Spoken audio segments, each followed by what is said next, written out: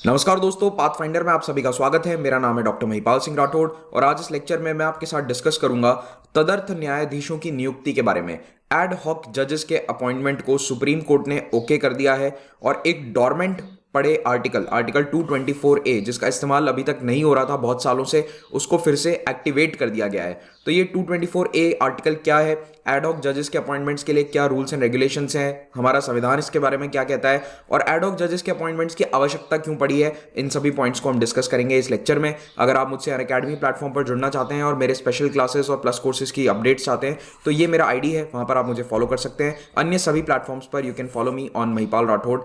अगर आपको इस लेक्चर का पीडीएफ डाउनलोड करना है तो आपको pathfinder_UPSC जो हमारा ऑफिशियल टेलीग्राम चैनल है वहां पर पीडीएफ मिल जाएगा। 20 अप्रैल 2021 को सुप्रीम कोर्ट ने आर्टिकल 224A को फिर से जीवंत कर दिया। पिछले 60 सालों से इसका इस्तेमाल नहीं हो रहा था। इस आर्टिकल को फिर से एक्टिवेट किया गया है और अब रिटायर्ड जजेस को एड हॉक जजेस यानी तदर्थ न्यायाधीश के रूप में अपॉइंट किया जा सकेगा, लेकिन ये केवल हाई कोर्ट में होगा। इस बात को याद रखना, सुप्रीम कोर्ट में एड हॉक जजेस अपॉइंट नहीं हो रहे हैं, केवल देश के जो उच्च न्यायालय हैं, हाई कोर्ट्स हैं, वहां पर ये एड हॉक जजेस अपॉइंट होंगे। इन जजेस की नियुक्ति आर्टिकल 224A के तहत 2 से 5 साल के लिए होगी और ये आर्टिकल 58 सालों से इस्तेमाल नहीं हो रहा था, डॉर्मेंट पड़ा था, अब इसको फाइनली एक्टिवेट कर दिया गया है। यह आर्टिकल हमारे कॉन्स्टिट्यूशन में पार्ट 6 का हिस्सा है। पार्ट 6 आर्टिकल 152 से 237 है जिसमें स्टेट्स के बारे में बात कही गई है और उसमें भी स्टेट्स के जो हाई कोर्ट हैं, जुडिशरी है, वो 214 से 231 तक आर्टिकल्स में उसके बारे में चर्चा करी गई है। तो 224A एग्जैक्टली ये शब्द कहता है, इसको 1 मिनट पॉज करके आप आराम से पढ़ लीजिए। Notwithstanding anything in this chapter, the Chief Justice of a High Court for any state may at any time, with the previous consent of the President, request any person who has held the office of a judge of that court or any other high court to sit and act as a judge of the high court for that state। यानी कि जो भी उच्च न्यायालय के मुख्य न्यायाधीश हैं, chief justice of a high court, किसी भी राज्य में हो सकते हैं, वो राष्ट्रपति की पूर्व अनुमति के साथ किसी भी रिटायर्ड हाई कोर्ट के जज को एड हॉक जज अपॉइंट कर सकते हैं। अब ऐसा नहीं है कि वो जज को बोल दिया और उसको आना पड़ेगा, रिटायर्ड जज को उनकी भी अनुमति होनी चाहिए, मतलब they can request a retired जज। तो रिटायर्ड जजेस को, रिटायर्ड जज कहाँ के, हाई कोर्ट के, चाहे किसी भी हाई कोर्ट के हो। मध्य प्रदेश हाई कोर्ट से रिटायर्ड हुए हैं तो भी उनको राजस्थान हाई कोर्ट में एड हॉक जज अपॉइंट किया जा सकता है। तो उनको रिक्वेस्ट किया जा सकता है कि आप एड हॉक जज के रूप में कुछ समय के लिए काम कर लीजिए और अगर वो एग्री करते हैं तो उनको नियुक्त किया जा सकता है। तो ये पावर किसके पास है, ये याद रखना, chief justice of a high court. लेकिन किसकी अनुमति चाहिए, राष्ट्रपति की। नियुक्ति काल में इन एड हॉक जजेस के पास वो सभी पावर्स और प्रिविलेजेस होंगी जो आमतौर पर एक हाई कोर्ट जज के पास होती हैं। अब आर्टिकल 224 ओरिजिनल कॉन्स्टिट्यूशन में था, लेकिन इसे 1956 में 7th अमेंडमेंट के द्वारा हटा दिया गया था, लेकिन 1963 में इसे फिर से जोड़ दिया गया वाया द 15th अमेंडमेंट। तो ये एक बार हटाकर फिर से संविधान में लाया जा चुका है। ये बात बहुत इंपॉर्टेंट है प्रीलिम्स पॉइंट ऑफ व्यू से, इसको याद रखिएगा। आर्टिकल 224A का इस्तेमाल कितनी बार किया गया है, अभी तक केवल 3 बार जजेस को अपॉइंट किया गया है। इस आर्टिकल 224A के तहत एड हॉक जजेस या तदर्थ न्यायाधीशों को नियुक्त किया गया है 1 साल के लिए। एक बार मध्य प्रदेश में 1972 में, 1982 में मद्रास हाई कोर्ट में और 2007 में इलाहाबाद हाई कोर्ट में अयोध्या केस की त्वरित सुनवाई करने के लिए। अब इन जजेस को अपॉइंट करने के क्राइटेरिया क्या हैं? देखिए, एड हॉक जजेस ऐसा नहीं है कि जब मन पड़े कोई भी chief justice of high court कहेंगे कि हम एड हॉक जजेस अपॉइंट करना चाहते हैं, नहीं। उसके लिए कुछ पर्टिकुलर क्राइटेरिया सेट किए गए हैं आर्टिकल 224A में। पहला क्राइटेरिया ये कहता है कि अगर जो खाली पद हैं, वैकेंसीज हैं हाई कोर्ट में, वो 20% से ज़्यादा है। मान लो किसी हाई कोर्ट के अंदर 40 जज होते हैं और वहाँ पर वैकेंसी है इस वक्त 10 जजेस की, तो यानी कि कितने 25% पद खाली हो गए ना, तो ये 20% से ज़्यादा हो गया। तो ऐसे में इस हाई कोर्ट में एड हॉक जजेस को अपॉइंट किया जा सकता है। अगर किसी एक पर्टिकुलर कैटेगरी में पेंडिंग केसेस बहुत पुराने हैं, 5 साल से भी ज़्यादा पुराने केसेस हैं, तो फिर नियुक्ति करी जा सकती है एड हॉक जजेस की। अगर 5 साल से पुराने केसेस ओवरऑल बैकलॉग का 10% हैं, more than 10% of the backlog of pending cases are over 5 years old, तो भी एड हॉक जजेस को नियुक्त किया जा सकता है। अगर रेट ऑफ डिस्पोजल बहुत कम है, मान लो कि हर रोज हाई कोर्ट में 100 केस दायर होते हैं और 50 केसेस का जजमेंट आ रहा है, केवल 50 केसेस को डेली डिस्पोज ऑफ किया जा रहा है, तो फिर आप देख रहे हैं यहाँ पर रेट ऑफ डिस्पोजल कम है और rate of filing of the cases वो ज्यादा है, डबल है। तो आप जस्ट इमेजिन करो कि एक महीने में यहाँ पर क्या स्थिति होगी, 3000 केसेस फाइल कर दिए जाएंगे, जबकि फैसला केवल 1500 में आएगा और ये हर महीने ऐड होता जाएगा। तो ज़रूरी नहीं है कि पुराने केसेस बहुत हो। अगर लग रहा है कि नए केसेस भी बहुत तेज़ी से फाइल हो रहे हैं और पुराने केसेस का निपटारा नहीं हो रहा है, तो ऐसे में क्या होगा कि रेट ऑफ डिस्पोजल लगातार घटती जाएगी और इस ऐसे मामले में भी एड हॉक जजेस को अपॉइंट किया जा सकता है। अब एड हॉक जजेस के अपॉइंटमेंट का मतलब ये नहीं है कि जो रेगुलर जजेस का अपॉइंटमेंट है वो पूरी तरह से साइडलाइन हो जाएगा, जी नहीं। अगर मैंने आपको 40 वाला एग्जांपल दिया कि वहां पर 40 जजेस की स्ट्रेंथ होनी चाहिए लेकिन 30 इस वक्त हैं, तो 10 एड हॉक जजेस अगर आपने लगा भी दिए, वैसे 10 लगाए नहीं जाते, 1 या 2 ही लगाए जाते हैं, पर मान लो 10 लगा भी दिए, तो इसका मतलब ये नहीं कि ये 10 जजेस की नियुक्ति की प्रक्रिया चलेगी ही नहीं। जो 10 जजेस हैं, जो प्रॉपर परमानेंट जजेस हैं, उनकी नियुक्ति की प्रक्रिया चलनी चाहिए और उनकी नियुक्ति होनी चाहिए। एड हॉक जजेस का जब काम खत्म हो जाएगा, 1 साल 2 साल का टेन्योर उनका खत्म हो जाएगा, उसके बाद वो वापस रिटायर हो जाएंगे। So article 224A is not an alternative to regular appointments. इसको इस तरह से नहीं देखा जाना चाहिए कि जो रेगुलर अपॉइंटमेंट्स हैं उनको यहां से फुलफिल कर दिया जाए। इसीलिए सुप्रीम कोर्ट ने ये 20% का कट ऑफ तय किया है। तो मैंने आपको बताया ना 40-30 में, अब यहां पर इसका 20% क्या होगा, 8। तो अगर 8 से ज्यादा जजेस की वैकेंसी है तो फिर आप आर्टिकल 224A का इस्तेमाल करते हुए एड हॉक जजेस को नियुक्त कर सकते हैं, उसके पहले नहीं। अगर यहां पर मान लो 33 जजेस हैं और 7 वैकेंसी है तो फिर एड हॉक जजेस अपॉइंट नहीं किए जा सकते। इन तदर्थ न्यायाधीशों को अपॉइंट करने की प्रक्रिया क्या होगी? हाई कोर्ट के जो भी मुख्य न्यायाधीश होंगे, चीफ जस्टिस होंगे, वो एक पैनल तैयार करेंगे जिसमें रिटायर्ड जजेस होंगे। मान लो कि उस हाई कोर्ट से या भारत के सभी हाई कोर्ट से 30-40 हाई कोर्ट जजेस रिटायर हुए हैं पिछले 2 साल में, उन सबका एक पैनल बनाया जाएगा और उस पैनल में से कुछ नाम रेकमेंड किए जाएंगे एड हॉक जजेस के लिए। और यहां पर साइंटिफिक तरीका होना चाहिए। अब मुझे नहीं पता कि ये साइंटिफिक शब्द का यहां पर क्या मतलब है, how do you appoint someone in a scientific manner, लेकिन शब्द ये इस्तेमाल किया गया है कि there should be something scientific to prevent arbitrariness. इसका मतलब है कि ऐसा नहीं कि आप अपने फेवरेट लोगों को एड हॉक जज बना दो, इस प्रकार का आर्बिट्रेरीनेस नहीं होना चाहिए। आप अपने क्षेत्र के या अपने गांव के लोगों को बना रहे हो एड हॉक जज, ऐसा ना हो। इसके लिए साइंटिफिक प्रक्रिया होनी चाहिए। अब वो साइंटिफिक प्रक्रिया क्या है, शायद कोई अगर लीगल फील्ड से है तो वो मुझे कमेंट में समझा सकता है, बाकी मुझे भी ये शब्द का मतलब यहां पर समझ में नहीं आया। अभी 20 अप्रैल को जो सुप्रीम कोर्ट ने सुनवाई करी थी उसमें उन्होंने ये कहा कि जो अभी एड हॉक जजेस अपॉइंट होंगे उनका इस्तेमाल पुराने केसेस के लिए करिए, क्योंकि पुराने केसेस में कई पेचीदगियां हैं जिसमें वो रिटायर्ड जजेस को ज़्यादा आइडिया होगा कि उसको कैसे अच्छे से सॉल्व किया जाए, कैसे उसमें त्वरित न्याय दिया जाए।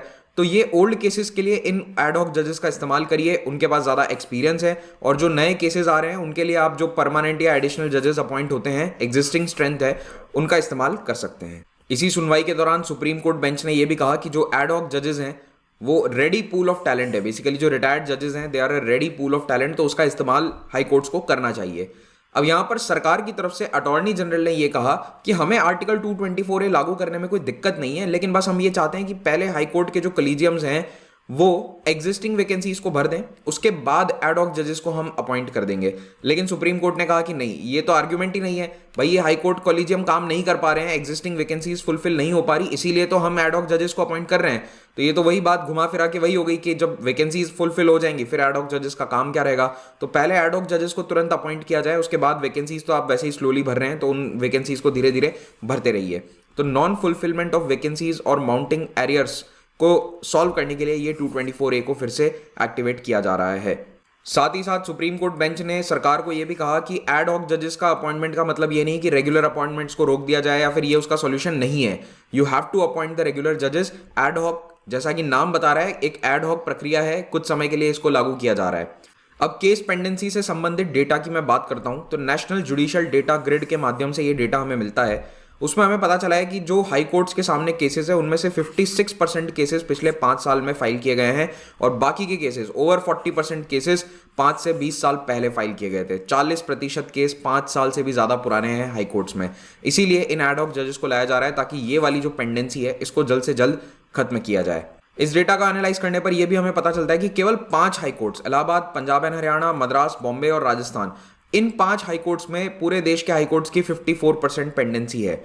एक और चौंकाने वाला आंकड़ा यह है कि मद्रास हाई कोर्ट में, जहां पर हाई कोर्ट में जजेस की वैकेंसीज बहुत ही कम है, 7% वैकेंसीज है, compare to other high courts बहुत ही कम वैकेंसी है ये 7%, लेकिन वहां पर केस पेंडिंग सबसे ज्यादा है। ऑलमोस्ट 6 लाख केसेस वहां पर पेंडिंग है, जबकि वैकेंसीज वहां पर सबसे कम है। इसको कंपेयर कीजिए कैलकाटा हाई कोर्ट से। कैलकाटा हाई कोर्ट में जजेस कितने नहीं है, 44% वैकेंसीज है। 44% वैकेंसीज होने के बावजूद वहां पर एरियर्स यानी कि पुराने केसेस कितने हैं, 2.7 लाख।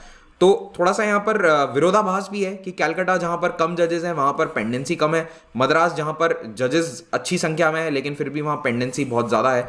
तो इन दोनों हाई कोर्ट्स के कंपैरिजन से हमें ये मालूम चलता है कि चाहे रेगुलर जजेस हों, लेकिन फिर भी कई बार एडहॉक जजेस की अब जरूरत हो सकती है, क्योंकि वो पुराने जज हैं, उनको पुराने मामलों में ज्यादा एक्सपीरियंस होगा। तो ऐसे में मद्रास हाई कोर्ट को शायद एडहॉक जजेस की आवश्यकता है, लेकिन वहां पे अब वो 7% वाला कट ऑफ है, तो इसलिए वो अपॉइंट नहीं हो सकते। तो ये सब प्रॉब्लम्स अभी जुडिशरी फेस कर रही है। अगर दूसरे हाई कोर्ट्स की हम बात करें तो 40% वैकेंसीज हैं रेगुलर अपॉइंटमेंट्स में in both permanent and additional जजेस। पिछले 2 साल का अगर आप डेटा देखोगे तो देश के सारे हाई कोर्ट्स में 40% जजेस की जो पोस्ट हैं वो वेकेंट है। हाई कोर्ट की बात कर रहा हूं। और जो हर साल वैकेंसीज फुलफिल करी जाती है वो बहुत कम नंबर में है। ज़्यादा जजेस रिटायर हो रहे हैं और बहुत कम जजेस अपॉइंट हो रहे हैं। तो ये हमारी जुडिशरी के सामने एक बहुत बड़ा चैलेंज है कि कैसे टाइमली जजेस को अपॉइंट किया जाए। इसी के साथ ये लेक्चर समाप्त होता है। अगर आपको इसका पीडीएफ डाउनलोड करना है तो इन दोनों टेलीग्राम चैनल्स पर आपको मिल जाएगा। अगर आप अनअकैडमी प्लेटफॉर्म के माध्यम से यूपीएससी एग्जाम की तैयारी करना चाहते हैं तो भारत के बेस्ट एजुकेटर्स यहाँ पर लाइव पढ़ाते हैं। इस वक्त इस सब्सक्रिप्शन में काफ़ी अच्छे ऑफर्स चल रहे हैं। अभी आपको एक ईएमआई ऑप्शन मिल जाएगा, तो आपको इस वीडियो के नीचे डिस्क्रिप्शन में दिए गए इस bit.ly वाले लिंक पर क्लिक करना है, कुछ डिटेल्स भरनी है, महिपाल कोड यूज़ करना है। वहाँ पर आपको टीम की तरफ से कॉल बैक आ जाएगा और वो आपको पूरी प्रक्रिया समझा देंगे कि किस तरह से आप ईएमआई ऑप्शन में इस कोर्स को ले सकते हैं। अगर आपको कुछ आर्थिक दिक्कत है, 20 बुक्स प्रिंटेड मटेरियल आपको फ्री मिलेगा, जो 10,000 रुपए के आसपास इसकी कॉस्ट होती है, लेकिन this is being given free till 28 अप्रैल। तो केवल 3 दिन बचे हैं इस ऑफर का लाभ उठाने के लिए। 1 साल के सब्सक्रिप्शन पे आपको 4 महीने एक्स्ट्रा वैलिडिटी भी मिल रही है इस वक्त, अगर आप 28 अप्रैल से पहले ये ऑफर अवेल करते हैं। और फाइनली 10% एक्स्ट्रा डिस्काउंट मिलेगा अगर आप कोड यूज करते हैं महिपाल। तो प्लस और आइकॉनिक दोनों कोर्सेज में ये डिस्काउंट आपको मिल जाएगा। So you don't have to pay these prices. 1 साल का सब्सक्रिप्शन प्राइस 44,000 रुपीज है, जिसमें आपको अभी 4 महीने एक्स्ट्रा वैलिडिटी, प्रिंटेड मटेरियल और अन्य सभी ईएमआई जैसे ऑप्शंस भी अवेलेबल होंगे। अगर आप अनअकैडमी सब्सक्रिप्शन को ज्वाइन करते हैं तो फायदा यहाँ पर ये है कि बैचेस के रूप में आप पढ़ाई होती है। तो बैच ज्वाइन करने पर ये होगा कि जैसे 2022 के लिए 28 अप्रैल को एक नया बैच शुरू हो रहा है। इस बैच में आपको पता है कि ये टीचर आपको ये सब्जेक्ट पढ़ाएंगे। तो जैसे जो 28 अप्रैल वाला बैच है उसमें मृणाल सर, मैं, आरती मैम, दीपांशु सर, ये लोग अपने अपने सब्जेक्ट्स पढ़ाएंगे। I will be teaching art and culture to this batch. तो इसी प्रकार से लगातार बैच बनते रहते हैं। जैसे मिशन यूपीएससी बैच है, लक्ष्य बैच हिंदी के लिए बन रहा है। इस प्रकार के बहुत सारे बैचेस रेगुलरली वहां बनते रहते हैं, तो उनकी अपडेट्स आपको मिल जाएगी। तो अब एक एस्पिरेंट को ये चिंता करने की आवश्यकता नहीं है कि वो कौन सी जगह पे कौन सा टीचर से क्या सब्जेक्ट पढ़े। जस्ट ज्वाइन द बैच और आपको पूरा सिलेबस कवर करवा दिया जाएगा। अगर आप ऑप्शनल की तैयारी करना चाहते हैं तो उसके लिए भी ऑप्शनल सब्जेक्ट के कोर्सेज अवेलेबल हैं। ऑप्शनल प्लस जीएस के कंबाइंड कोर्स पे आपको काफ़ी प्राइस का बेनिफिट मिलेगा। अगेन ये प्राइस भी आपको पे नहीं करनी। Use the code Mahipal and get a 10% discount. So around 63,000 rupees के आसपास ये कॉस्ट होगी, जिसमें 1 साल के लिए ऑप्शनल प्लस जीएस का कंबाइंड कोर्स आपको मिल रहा है।